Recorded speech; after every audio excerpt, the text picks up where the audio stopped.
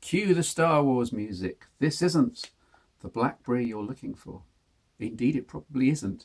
Blackberry has produced some stunningly good designs in the past and some stunningly bad compromises. And the Priv probably ranks among the latter, I'm afraid, which is not to say it's not a supremely powerful computing device. It absolutely is. It's just that the Priv itself doesn't actually need to exist.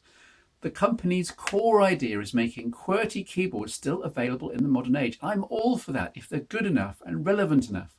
I loved the Passport, such an original form factor and vision, except that Blackberry OS X was as much a hindrance as a help. I love the Q10 here, and ditto thoughts on BB10. So when Blackberry finally turned to Android, every QWERTY fan was salivating at the thought of either of these form factors, and we got the Priv instead. It's well made. A little flexibility in the back panel aside and worries over the longevity of the slider mechanism with the tensile weave material here first used in the likes of the Q10, though there's no Qi charging, which is a bit of a shame. The display's curved at the edges in the manner of the Galaxy S6 Edge and is used for both a charging indicator and a visual clue for the productivity views. Plus it looks sexy all the time. At the Priv's heart, there was essentially a Google Nexus 6, i.e. Snapdragon 808, 3GB of RAM, 5.4-inch AMOLED QHD display, an 18-megapixel camera with OIS, and a 3,410 mAh battery charged via micro USB with Quick Charge 2.0. Even the software is virtually stock Android, albeit currently stuck at 5.1.1. We're still waiting for Marshmallow.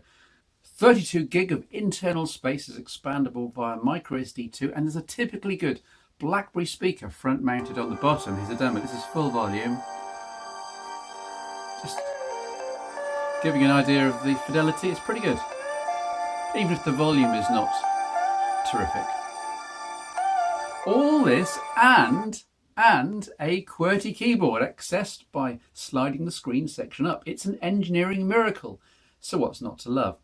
The keys are a little fiddly by necessity. The keyboard's done well, and the key tops are capacitive, as on the Passport, so you can swipe over the keys to scroll down in lists or swipe sideways on the home screens, though it doesn't work in all applications. It's not quite a virtual trackpad either.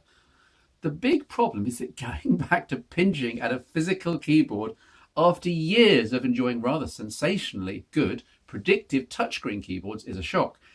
Think about how you normally write on smartphones in 2016. Take any word and then picture the gestures or thumb movements you make in the general direction of each on-screen character. Chances are you hit comparatively few of these, yet the software works out which words you meant and all is well. Go back to a physical keyboard, and while you can still get away with missing letters by a few millimeters, i.e. hitting the wrong key sometimes, since there's still autocorrect at work, your mind will be happy, but your fingers won't. The unique physical feedback of hitting keys precisely is broken. Your fingers will tell you that something went wrong, even if the right word appeared on the screen. And I found this a tricky disconnect to get over, fixable only by slowing right down to 2006 input speeds, which kind of foils the point.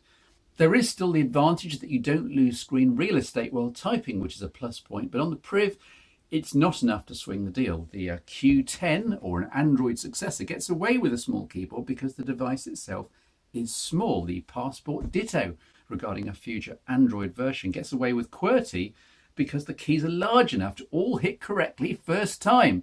Not so much with the Priv, which is a shame since the Priv is an Android powerhouse. The camera's great. See some of these samples in all light conditions.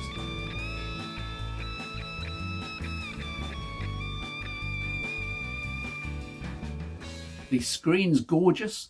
The Blackberry Hub application does a good job of integrating email and social messaging. There are customizable keyboard shortcuts for particular applications or actions. There's a lot to like here. But almost 200 grams of weight and £550 or so SIM-free is a very high price to pay for all of this.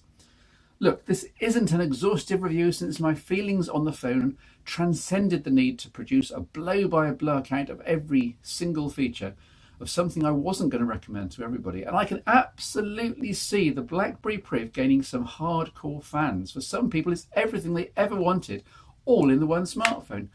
But for most users, this probably isn't the BlackBerry you're looking for. You'll be wanting that rumoured Android version of the Passport that I still think BlackBerry would be crazy not to announce in the first half of 2016.